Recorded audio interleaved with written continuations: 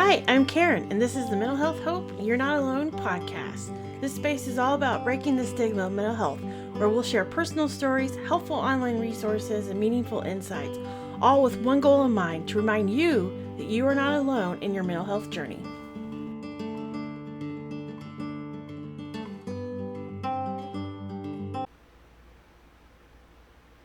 Hello, hopefuls, and welcome back to the podcast of Mental Health Hope You're Not Alone. I'm your host, Karen, and today we're going to be talking about trauma response and fight or flight, freeze, and fawn, and a couple other trauma response, especially with respect to PTSD. So today's topic came from the idea of something that was mentioned in the last podcast where I had said that I had a trauma response. And then after talking with my counselor and realizing that maybe I was in the freeze mode of that trauma response, I thought, let's talk about that today. Because I really don't know much about it and wanted to learn more. And so I thought, what better way than to have a podcast so I can learn more? And I'll be honest, when I was going through the research, I realized that I'm not in freeze mode. I'm actually more in the fight or flight. What prompted this was an interaction that I had with my boss, and I've had a couple now, and one of the trauma responses was like about a month ago. I had responded to an email that was sent to several people in the office, and I had not completed my time and attendance or my timesheet, and that was my fault, but there was a reason for it. Unfortunately, I don't remember now why, but nonetheless, it wasn't done. And so I had received an email that I needed to get it done, which I knew, but I responded to that email. Unfortunately, I responded to a reply all, whoops, and gave the reason why it wasn't finished. And one of my friends that was also on the email chain who hadn't completed their timesheet, they responded and said, they don't deserve the reason. Don't give them a reason. Just get it done. My response to their reply email was, it was just a habit. And he was like, you need to break that habit. The ultimate reason was, it's a trauma response because all of my PTSD, anxiety, depression, all that stems from work. And my biggest fear is I don't want somebody thinking that I'm not doing my job. And I had a legitimate reason for not completing my timesheet, and I was going to get it done. And so I wanted them to know that, yes, I hadn't made the mistake and that I was going to get it done because of whatever reason that I replied with. And I just don't want somebody to think that I'm slacking or not getting the job done. So that's the first time I really paid attention to the trauma response. And then here recently, I was talking with my boss about something, and I became very, very agitated and very upset. I wasn't yelling at anyone. I wasn't yelling at her. I wasn't really doing anything with respect to being inappropriate or unprofessional, but my reaction to what we were talking about was the trauma response. I felt like I was being targeted, just a variety of reasons. And being targeted is something that has happened to me before. And so because of that, I had this huge response to it. My boss knows nothing about my history with respect to work. And I am on the fence about telling her, because I think if she knew that what I was doing was a trauma response, she may understand more why I react the way I do. And I think that's huge with respect to you supervisors that are out there, is and understanding why they react a certain way. Because all that supervisor is seeing is the reaction. And so that from that reaction, they are probably creating a whole story inside their head of judgment as to why you react that way, that maybe you are getting the job done or that you are unprofessional, but yet they're not understanding what caused that reaction. And I think it's really important to understand that. That was my second response. And I've had multiple trauma responses, but it wasn't until recently where I decided that I really wanted to look into this more to see more about what this was and why I react the way I do, and really understanding what fight or flight, freeze, and fawn are. And those are all trauma responses. And for me, I believe it is very much coincides with PTSD. And so that was really where the whole idea for this topic came from, the podcast for today. So let's dive in and let's talk about all of these things and what they are. So for me specifically, like I said, this comes from PTSD, and my PTSD stems from work. And anytime something reminds me of how I was treated, causes me to just fall off the deep end, either with really high anxiety or really low depression, or in this case, a trauma response. And so I have an article here. This is from the National Center for PTSD, and it talks about common reactions after trauma. And one of the common reactions after trauma is that it creates, I'll just read this article here. So it says, all kinds of trauma create stress reaction. People often say their first feeling is relief to be alive after a traumatic event, which mine wasn't life or death, but nonetheless, it's still trauma. This may be followed by stress, fear, and anger. Trauma may also lead people to find they are unable to stop thinking about what happened. That is true for me. Traumatic events can create a high level of arousal or feeling alert or on guard. And that is for sure. And we'll talk a little bit about that a little bit later. Which causes people to react strongly to sounds and sights around them. For me, it's the behavior of others. If you understand what is happening when you or someone you know reacts to a traumatic event, you may also be less fearful and better able to cope.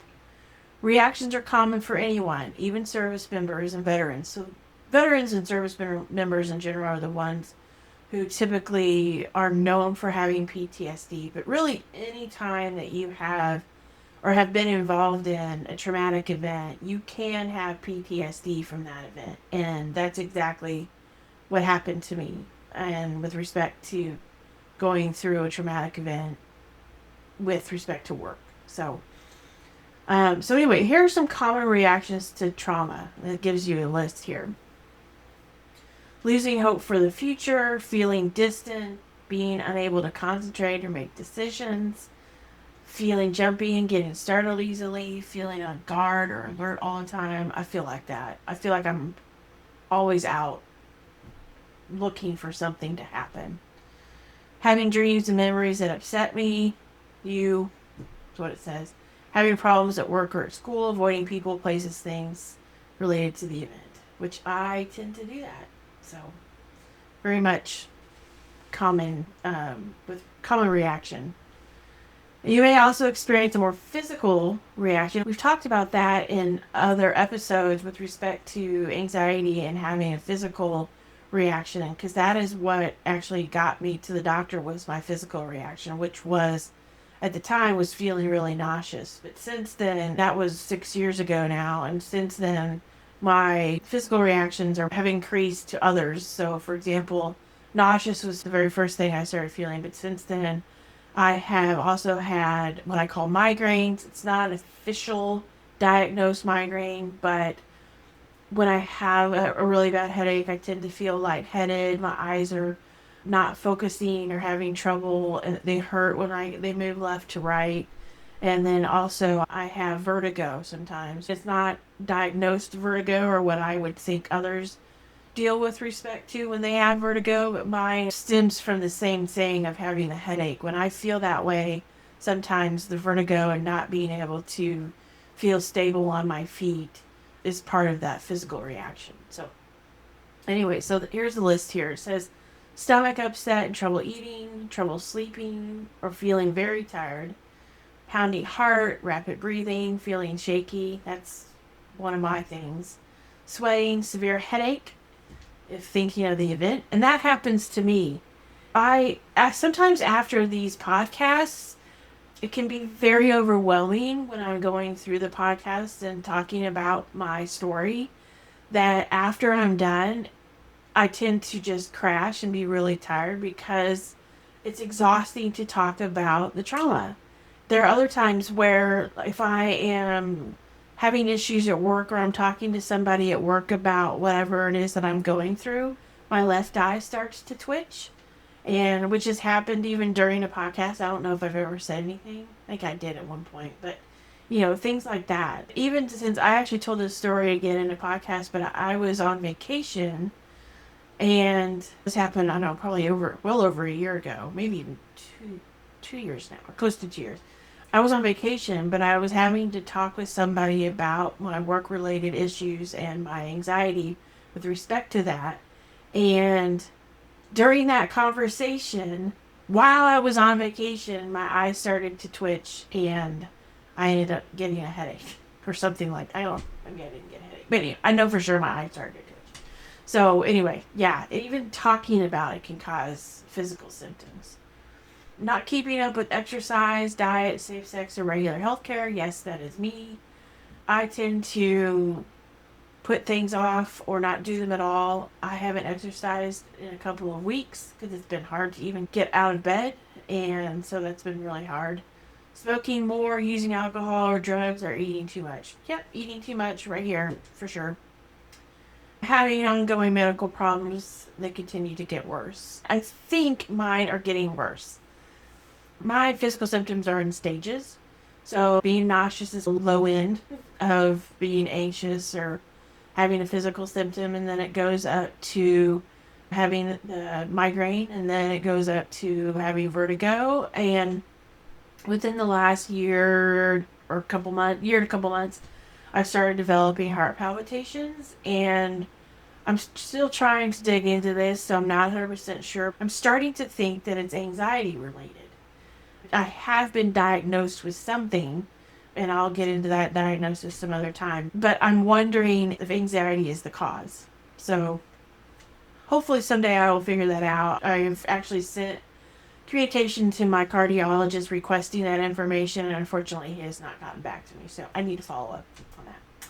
Then there are more emotional troubles, such as feeling nervous, helpless, fearful, sad, shocked, numb, and not able to feel love or joy. I feel that way. I haven't dated somebody in almost 11 years, and I have no desire to date anyone. I don't feel like I'm ready to date anyone. I don't want to put this anxiety and all the other issues I've had onto somebody. I just don't think that's fair. So I'm going at this alone.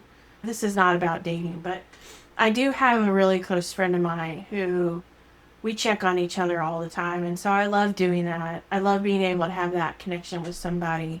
Actually, now that I say that, I've got two people that we check in on each other all the time. And I love being able to do that. It's nice to know that there are others out there, which I hate to say this, but that are suffering and can understand what you're going through. Back to the list. Being irritable and having angry outbursts, getting easily upset and agitated, blaming yourself for having negative views or oneself of the world, which I tend to feel that way. Being unable to trust others, getting into fights and trying to control everything.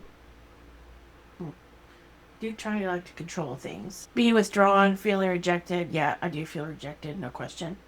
Feeling detached and not wanting intimacy. So, continuing on with this article, it talks about common problems that can occur after trauma. And I'm not going to go into everything on this list, but one of them that stands out is anger and aggressive behavior. And that fits me. I feel like recently that I lashed out at my boss, and she does not deserve that. And I know that. And which is why I still feel like I want to maybe tell her that what I'm doing is a trauma response. I may not go into all the details, but I could at least tell her that that reaction is a trauma response. So at least she'll understand that I'm not crazy. I just don't want to be deemed a problem, because I feel like that is starting to happen. And whether or not that's true, I have no idea. Again, it's a story that I'm making up and telling myself. But I get the feeling that she needs to know. And so anyway, it says under this topic is this trauma is related to anger in many ways. After trauma, you might think that what happened to you was unfair or unjust, which I absolutely feel that way. It says you might not understand why the event happened and why it happened to you. Yes, I absolutely feel that way. I have my suspicion as to why it happened, but I will not get into that right now. Maybe someday. These thoughts can result in intense anger. Anger is a natural and healthy emotion, but strong feelings of anger and aggressive behavior can cause problems with family, friends, and coworkers. If you become violent when angry, it makes the situation worse. Violence can lead to injury and there are cause legal outcomes, which we all know that. So, very interesting indeed. I'm not going to go through everything, but again, everything that I go through today will be linked in the description. So, look there for all the links and you can read through it yourself.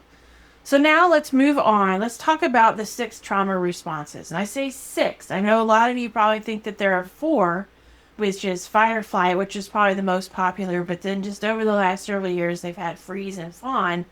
And then this article talks about fine and faint. And I think this is really great because we can talk about those with respect to PTSD, which is what I feel that my response is very much related to. So, again, we'll talk just real quickly here about what a trauma response is. And it says when we experience something that feels like a threat to our lives, we sometimes experience the effects of trauma. I wouldn't say mine was with respect to my life, but I would say that it was with respect to my career, which a lot of people tend to associate their life with their career.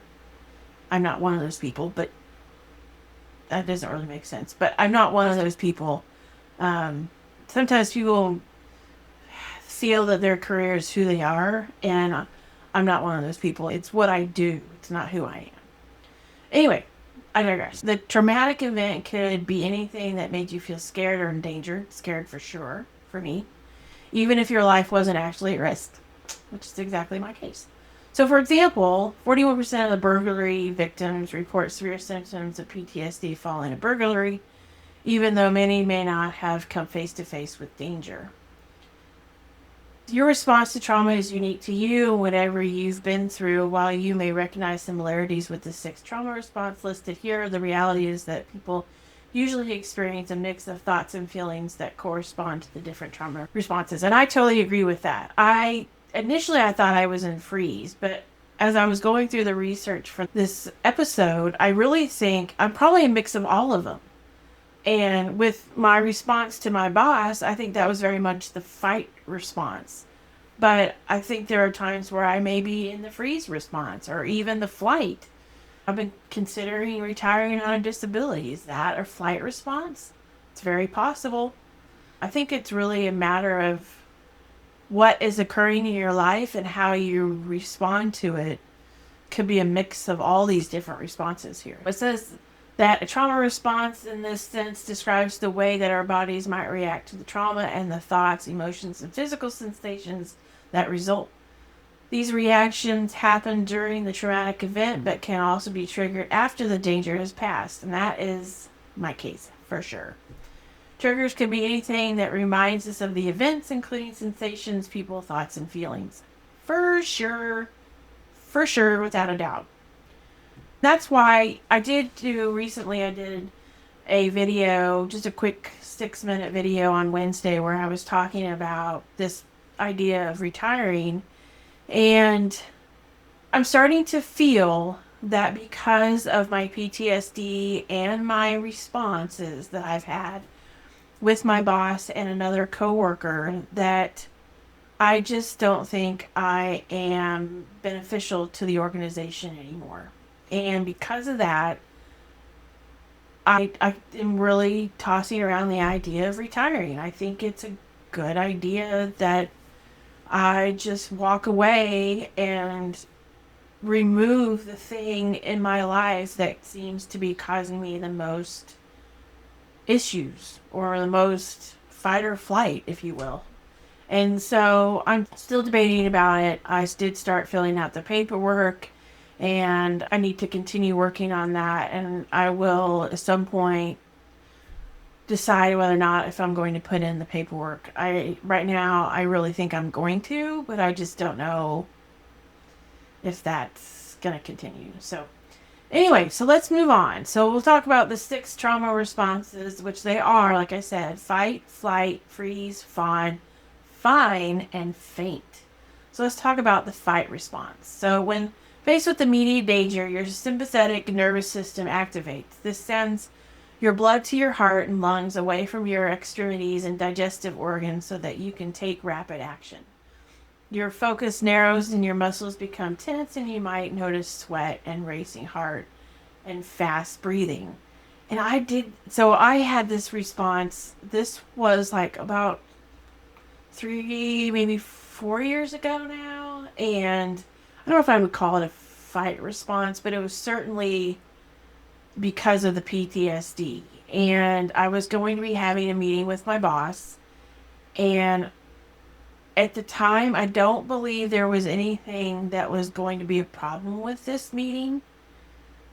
But because of other times where I have had meetings with bosses, I was very much on edge to where I was just, I could feel the blood in my face was just being drained, and I could feel my heart racing, and I eventually called a friend of mine to where he was able to kind of talk me off the ledge, so to speak, and calm me down, because this meeting was just something that was required by everybody that was in the office.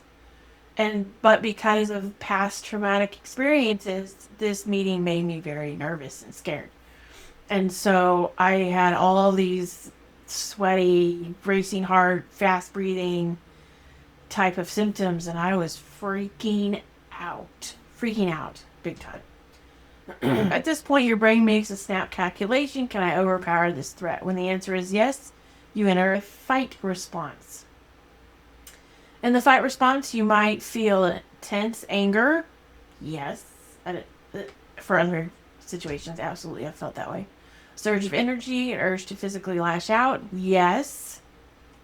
Ding, ding, ding, ding. I definitely lashed out at my boss here recently.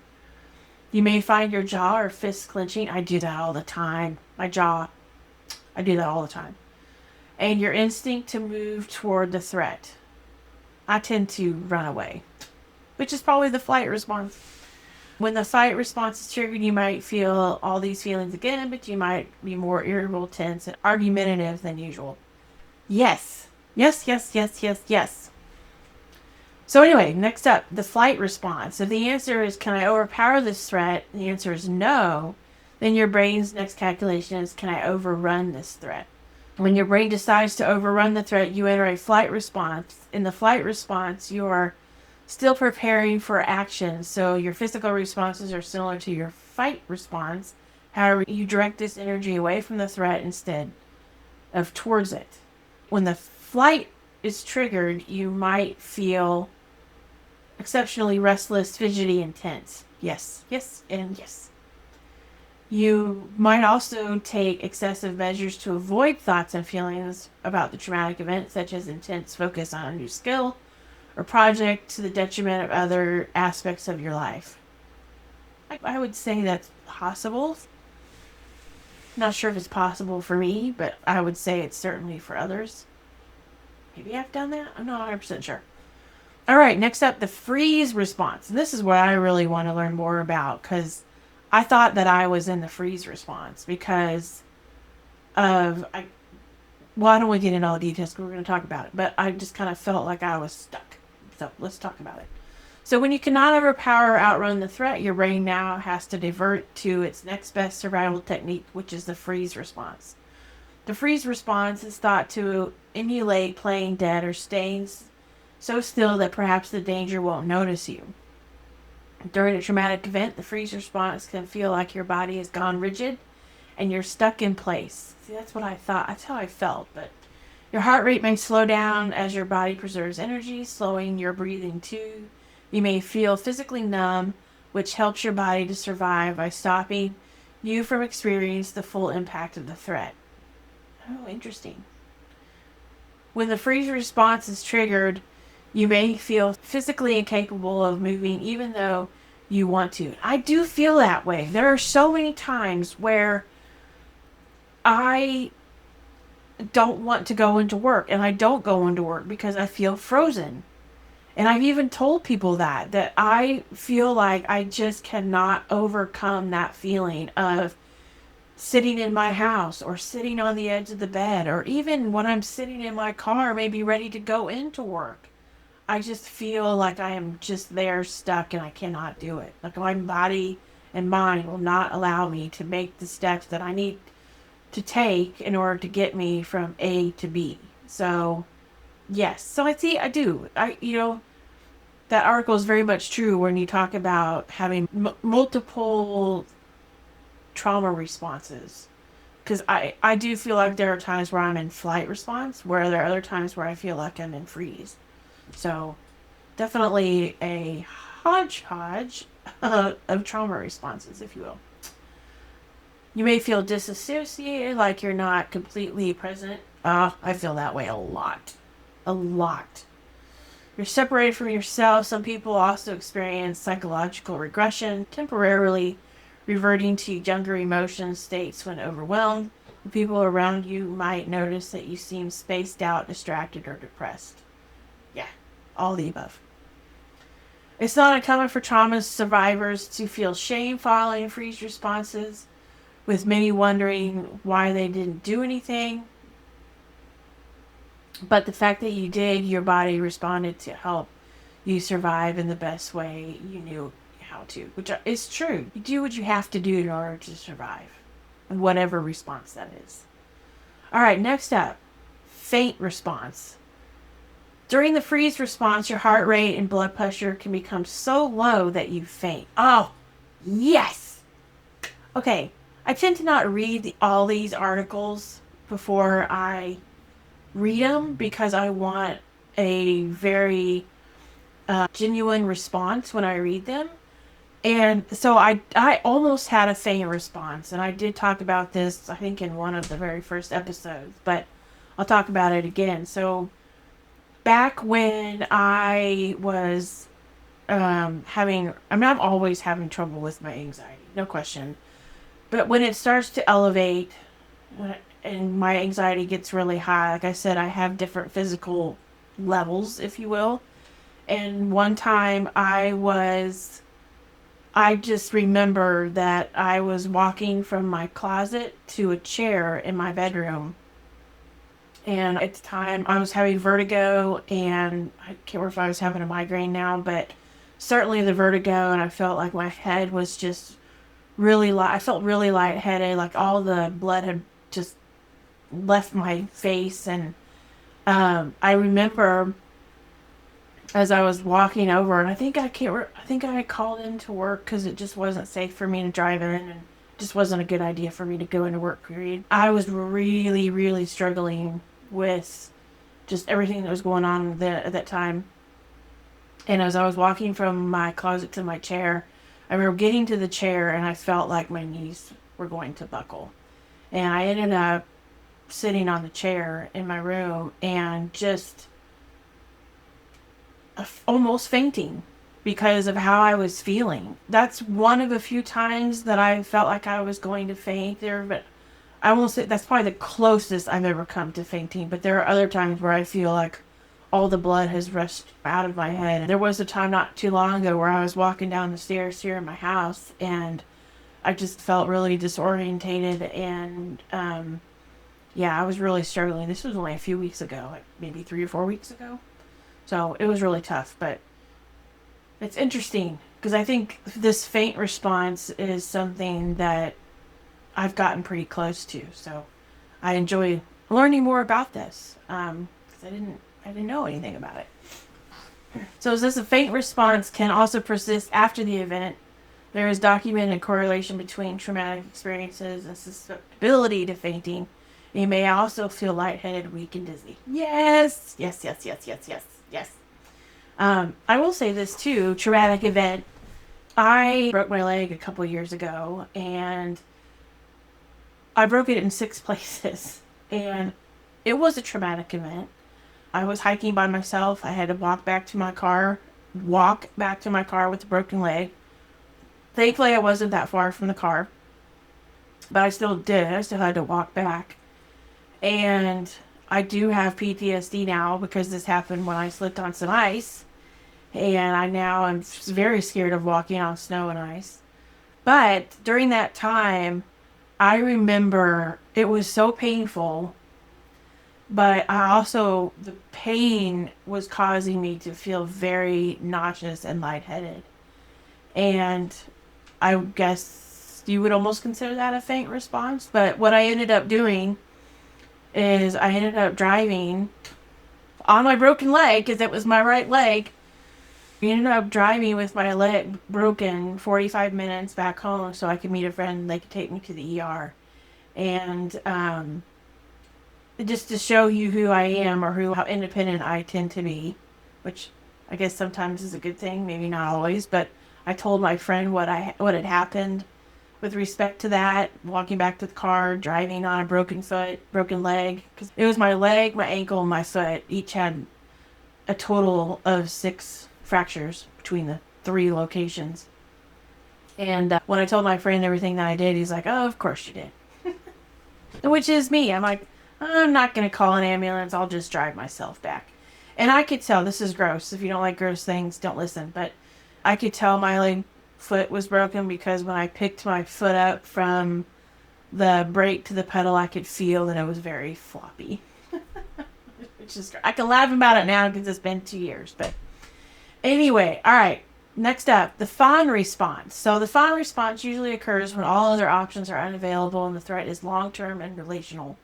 This is often an aggressive and abusive person close to the survivor, like a partner or family member. During the fawn response, you try to appease the threat to make it less likely to pose a risk to your safety, even though this is often at your own expense. For example, you might spend hours tidying up the house to avoid conflict, even if you need to be somewhere else during this time. When the fawn response persists outside the context of the threat, you might have difficulty with people pleasing, avoiding conflict, and sacrificing your own needs to benefit others.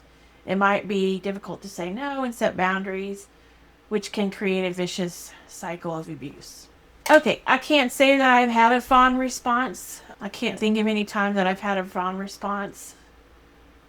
I do, though, I guess with respect to work, I tend to try my hardest in order to not make my boss think that I'm slacking, if you will. But I don't know if that would really be considered a fawn response. So next up here is the fine response. The fine response is unlike the others that's been discussed, as it is not something we do during a traumatic experience, but something we might engage in the aftermath. In the fine response, you might experience denial about your trauma. You might play it down, question whether it happened, or pretend it didn't. This often happens because the trauma is too big for your brain to process and because the social pressure to appear to be okay. And I do this all the freaking time. So there are people, and I've talked about this in other episodes, where I even read where people thought that I didn't look depressed or I looked like I had anxiety. And so because of that, they thought that I was fine when in fact I was not fine. And just recently, I had a friend of mine text me last night, and we were just, simple, "Hey, how you doing? It's been a while. What's up?" kind of thing. And because we used to go out all the time when I lived in the city that he's in, and now that I don't live there, of course, obviously we don't go out. And so we were just kind of catching up. And his last question to me was, "How are you doing personally?" Initially, when he asked me, "Hey, how's it going?" what's my response? "Doing okay." Not true. Which is not true. But then when he asked later, because he wanted to know specifically, "How are you doing personally?" I'm like, all right, he really wants to know the answer. And I was very honest and said, "Not okay. I got a lot of things going on with my family, and of course all the things going on with work, and so it's really hard to kind of be dealing with all that. And I am very homesick. And I mean homesick either where I grew up and where I actually lived before where I currently live. I really want to go back to both. And I just don't know when that's going to be. Hoping for June, but we'll see. All right, next up. This is really cool. So, trauma responses in PTSD. So, we'll just talk a little bit about this. PTSD first became recognized in the 1980s, but its symptoms have been known or somewhat understood for a long time. And this goes on, I'm not going to read this whole thing, but it goes on and talks about the history of PTSD all the way back to World War I and the trauma responses that were documented during that time and the role of attachment in trauma responses. People with insecure attachment styles can experience difficulty sustaining and forming close relationships with others, and this the same as CPSD? And CPSD is complex PTSD or post-traumatic stress disorder, which I think I have because my trauma that I was experiencing lasted from 2020 through early 2024, and it continued to happen during those 4 years. And so I really believe that I have CPSD because of that, because that's what CPSD means, is continually being affected by trauma. I think it's the same trauma or similar trauma maybe. So this is interesting. Okay, so let's talk about the fight, flight, freeze, or fawn and how your body responds to stress. And this is kind of like the science behind it. And again, I'm not going to read this entire article. I think it's real interesting to talk about the science aspect and why we respond the way we respond.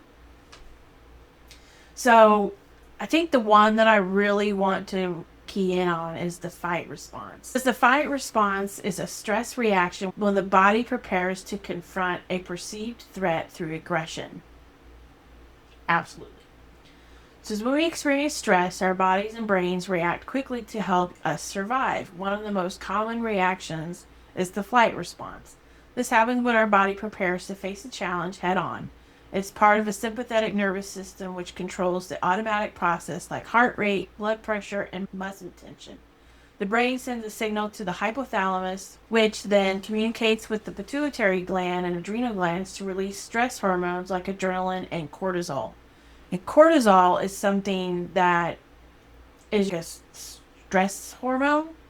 These hormones boost your energy, sharpen your focus, and prepare your body for quick action. In everyday life, the fight response doesn't always look like physical violence. It can show up in irritability, which we just talked about a little bit, arguing, and even aggressive body language. Someone might be defensive when receiving feedback or lash out during a disagreement. This kind of reaction is often linked to childhood. High levels of cortisol, from what I understand, can cause other issues within the body. Because if you're constantly in flight mode, let's say, and you always are having high levels of cortisol, it can lead to health risks. And I have an article here. We're just going to really quickly talk about it. Basically, it's chronic stress, and it can cause some health risks. And long-term activation of stress response systems and too much exposure to cortisol and other stress hormones can disrupt almost all body processes. These puts you at higher risk for health problems, including anxiety, depression, which,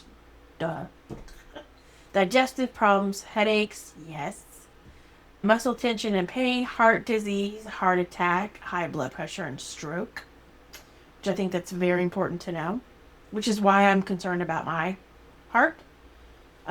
Because if my heart is starting to have problems because of the high stress, then it's time for me to leave work. I need to retire because my health is more important. And my mental health is more important. We tend to, weigh more on our physical health, but my mental health is just as important. And here my eyes starting to twitch. We just talked about that. You might be can't see it, but I can certainly feel it. Anyway, weight gain and problems with memory and focus. And we talked a little bit about this in the last podcast on a couple weeks ago, with memory issues, which I have had that problem for a very long time. So anyway, let's move on to the freeze response. And this, again, we're talking about the science with respect to the freeze. And it says, out of all the stress reactions, the freeze response is often the most misunderstood. While fight or flight pushes us into action, freeze feels like slamming on brakes. It's your brain's way of saying this is too much. In that moment, do nothing feels safer than do something. This reaction is driven by automatic nervous system, particularly the sympathetic nervous system. When the brain detects danger and amygdala, I hope I pronounced that, signals, the hypothalamus and the pituitary glands release stress hormones like cortisol and adrenaline. In the freeze state, your body prepares to protect itself by becoming very still, hoping the threat will pass. Blood pressure may drop, the muscles may tense or go numb, leading to a sense of being stuck, which we just talked about all that. So, very, very true. Fawn response is connected to the autonomic nervous system, especially the sympathetic nervous system, which reacts to psychological stress and preparing the body to handle threats. When the hypothalamus, pituitary gland, and adrenal glands release stress hormones like cortisol and adrenaline, the brain and body can be on high alert. But instead of fighting or fleeing, fawning turns that energy into appeasement, a strategy to protect yourself to avoid rejection or punishment. We just talked about that too. So really, it sounds to me like all these are just hormone releases. No matter which one it is, your body is still releasing a hormone, like adrenaline or cortisol. And high levels of cortisol, like I just said, can cause other health issues. So keep that in mind when you're stressing out. And last here says, why understanding stress response matters. Understanding stress response matters because it helps you recognize your reactions, manage emotions more effectively, and make healthier choices for your mental and physical health well-being. Ding, ding, ding. That's what I just said. Part of my idea of retiring is because I do feel like my organization would be better off without me. But I also know that I would be better off without my organization. I feel that if I continue to work and I will be eligible to retire here in, 5-6 years, but do I really want to continue to put my health through this for the next 5 or 6 years? Not really. I would rather just get rid of one of the biggest problems that I have that continues to cause this type of anxiety and the physical response, and hopefully be able to heal. I'm hoping that if I do that I will be able to find a way to heal. My counselor, though, thinks that even if I did retire, that I would find other ways that this would be a problem in my life. And I don't have any other issues that cause these problems in my life. And I don't know where it would show up elsewhere that it would be a problem. So I just don't know. Next, what we're going to talk about is we talked about cortisol and having that continually be a problem and causing physical issues, for example, like heart disease. And one of the things that I want to talk about is hyperarousal. Hyperarousal is a collection of symptoms that happen when your instinctive fight or flight response is too sensitive and stays active for longer than it should. Symptoms include hypervigilance, startlingly easy, being sensitive to sound and textures, angry outbursts, and more. And we just talked about that earlier with all of the things that can happen when you're in your fight or flight response. So what is hyperarousal? It's the state in which your senses are heightened and your thoughts, emotions, and even some bodily processes work overtime. It's like being in fight or flight mode all the time. And that is exactly how I feel. I feel that I am in fight or flight mode all the time. And because of that, I am exhausted all the time. And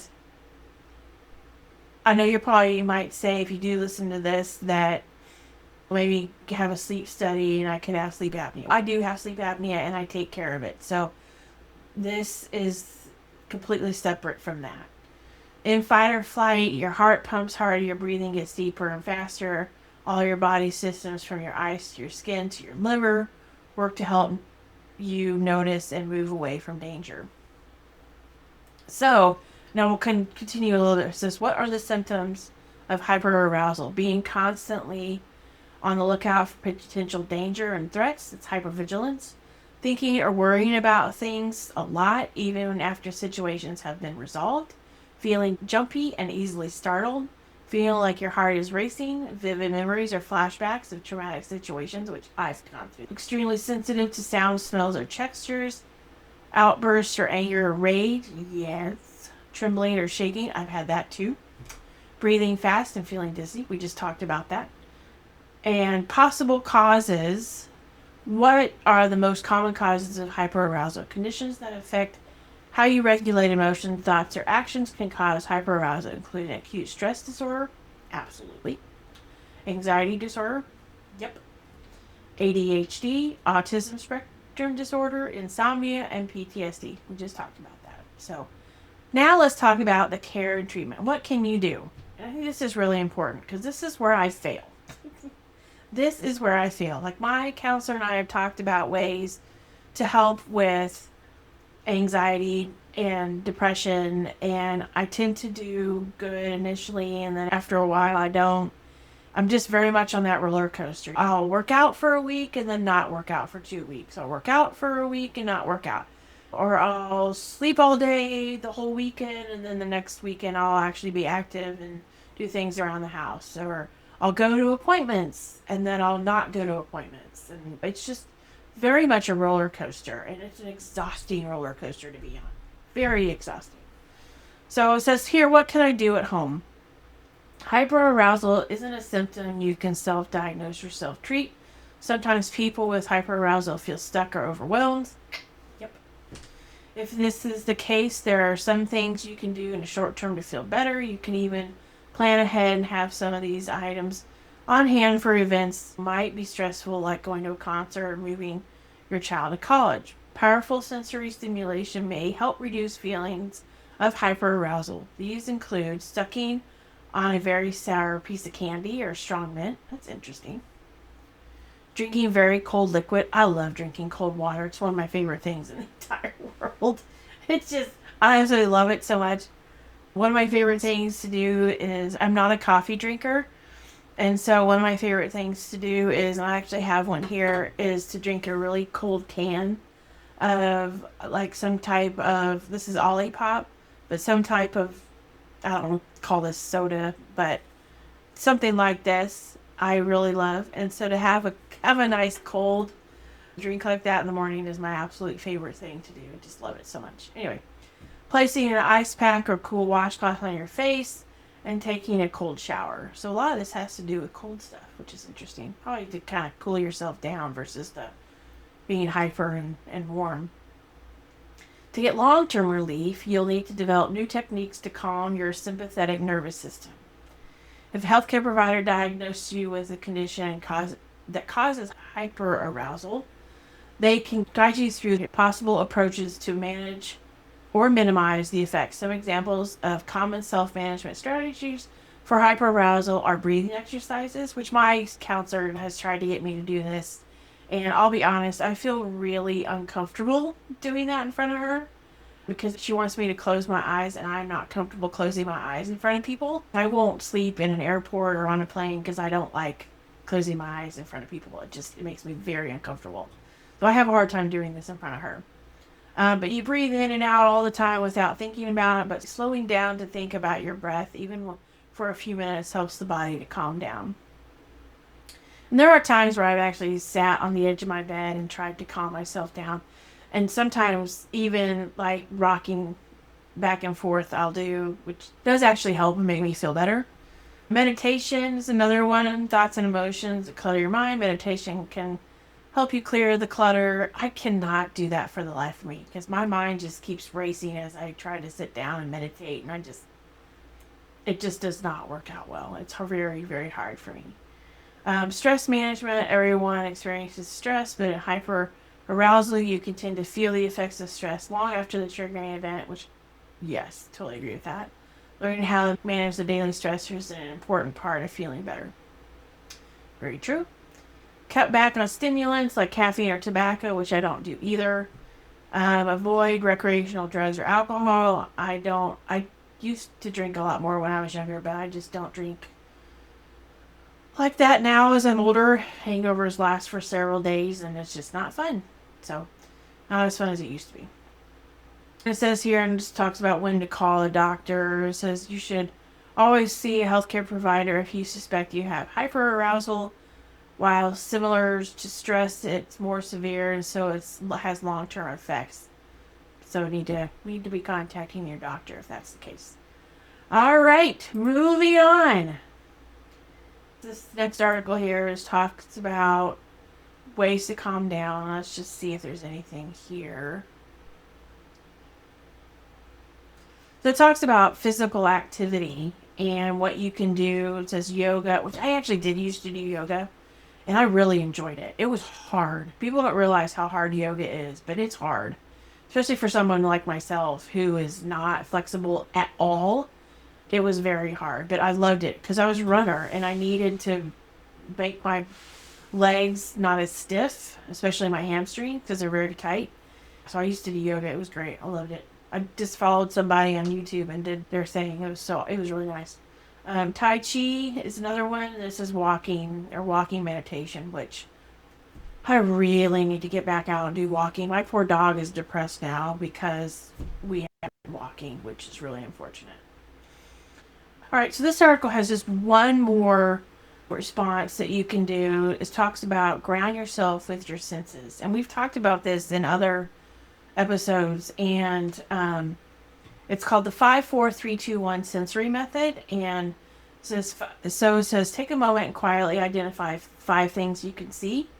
And the thing that I was taught was you actually go over and touch the thing that you see. So you could say, I see a doorknob, and you walk over and you touch that doorknob, and you say, I see a light, and you walked over and you touch that light, and so on and so forth.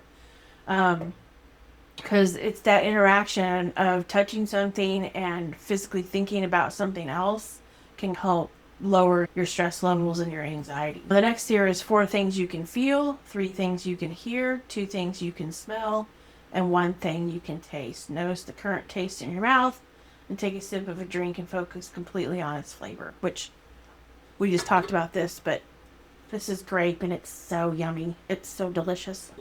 That's really cool. Definitely a good way to help with that. Here's some more grounding techniques. Physiological sigh, discrete reset in meetings at your desk. How it works, use a double inhale and long exhale to quickly calm nervous system and lower your heart rate. We just talked about the 5-4-3-2-1 method. Holding ice, so things that are cold. And mindful walking, which we just talked about that. All right, everyone. Thank you so much for joining me today with respect to learning more about fight or flight, freeze, fawn, etc. with your trauma responses. It was a really interesting discussion and I learned a lot. And I hope you did too. And come back in 2 weeks where we will be discussing other topics about depression and anxiety. And I hope you have a wonderful day and the rest of the week. We'll talk to you later. Thanks. Bye. If today's episode of Real Stories, Real Struggles, and Real Hope resonated with you, please like, comment, and subscribe. Your engagement helps others find this space and feel less alone.